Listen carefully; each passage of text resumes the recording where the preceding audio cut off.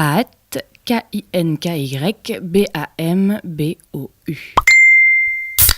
Je vais pas me fendre d'un thread sur Quanta parce qu'il y en a assez comme ça et que l'article que j'ai retweeté met bien le doigt sur le problème, mais j'aimerais même qu'on aille plus loin dans les discussions, peut-être parce que les questions de pénalité me sont familières. Qu'on ne mêle absolument pas la dimension judiciaire ou qu'on n'esquisse aucune comparaison avec elle pour que le message soit plus clair. Le fucking problème, c'est qu'un homme qui a commis un meurtre conjugal fasse la une d'un magazine branché, point. Ça n'a strictement rien à voir avec l'ordre judiciaire et son principe rétributif, ni avec la réhabilitation des condamnés. Ça a par contre tout à voir avec le niveau de tolérance sociale et culturelle ahurissant à l'égard des violences à l'encontre des femmes. J'ai pas ouvert ma gueule dans le cas Sauvage parce que c'était très complexe cette histoire de légitime défense différée en regard d'un système de droit français qui ne peut pas incorporer en l'état des dimensions de gender spécifiques. Par contre, une des raisons pour laquelle Sauvage n'a pas obtenu sa libération conditionnelle, c'est qu'elle n'aurait pas pris la mesure de son acte, aurait minimisé sa portée, notamment à cause des soutiens médiatiques dont elle bénéficiait. La prise de conscience de la portée de l'acte étant considérée comme une condition essentielle de la réhabilitation. Tous ceux et celles qui mentionnent la question de la réhabilitation face au cas Quanta ont donc un discours contradictoire. Parce que poser en une des inrocs, c'est pas vraiment manifester une conscience de la portée de l'acte. Donc merci de laisser la justice pénale et la réhabilitation de côté. Quanta est un justiciable comme les autres, c'est pas le point. Sa réhabilitation et sa réinsertion, ça fait déjà un bail qu'elles sont opérées dans des conditions bien meilleures que nombre de condamnés, donc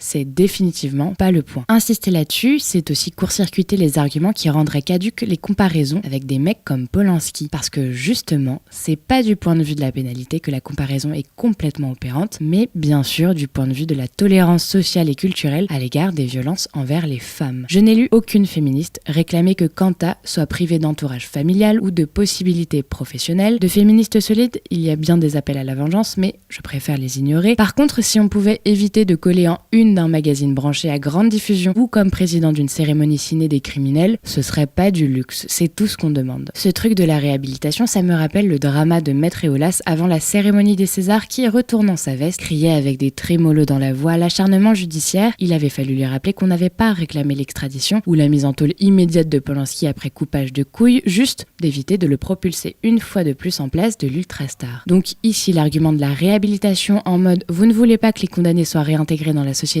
avec les trémolos, c'est du même tonneau, c'est pas le sujet. Juste pas. Et c'est une femme très sensible à la condition carcérale et à la réinsertion, abolitionniste sur la prison et anti-répressive qui le dit. Et ben voilà, j'avais dit que je ferais pas de thread et j'en ai fait un. My bad.